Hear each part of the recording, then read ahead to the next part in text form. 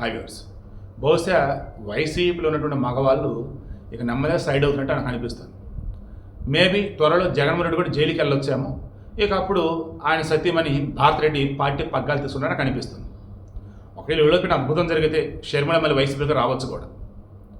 ఎందుకంటే ఈరోజు వల్లభనేని వంశీకి సంబంధించి ఆయన హెల్త్ బాగాల, నాకు తెలిసి జైలు నుంచి బయటకు వచ్చినట్టున్నాడు, ఆసుపత్రికి అడ్మిట్ అయినట్టున్నారు. ఆయన భార్య పంకజశ్రీ, నాకు తెలిసి ఆమె పేరు.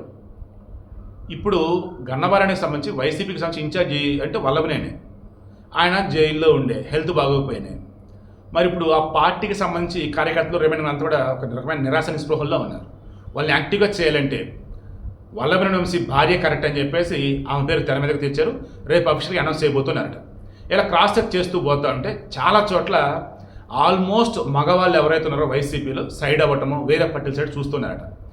ఇక మనం చెప్పింది వినాలన్నా ఏంటి, వీళ్ళు వేరే పార్టీ సైడ్ వెళ్ళరు అనుకున్నా, అండ్ అవతల వాళ్ళు వీళ్ళని టార్గెట్ చేసినా ఏమి చేయలేరులే అనుకున్నా, ఆడోళ్ళే కరెక్టు అని వాళ్ళు జగన్మోహన్ రెడ్డి అనుకున్నాడని, త్వరలో ఈ వైసీపీ మొత్తం ఆడల వశం కాబోతోందని, త్వరలో ఆడల సామ్రాజ్యం రప్పించేందుకని వైసీపీ కృషి చేద్దని చెప్పేసి రకరకాలుగా అంటూ ఉన్నారు.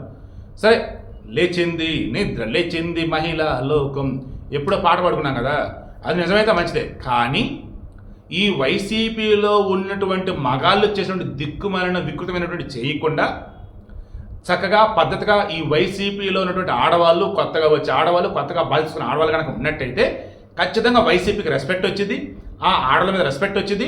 చక్కగా అప్పుడు పద్ధతిగానే అంతా మాట్లాడుకుందాం, వీడియో కూడా ఇచ్చుకుందాం.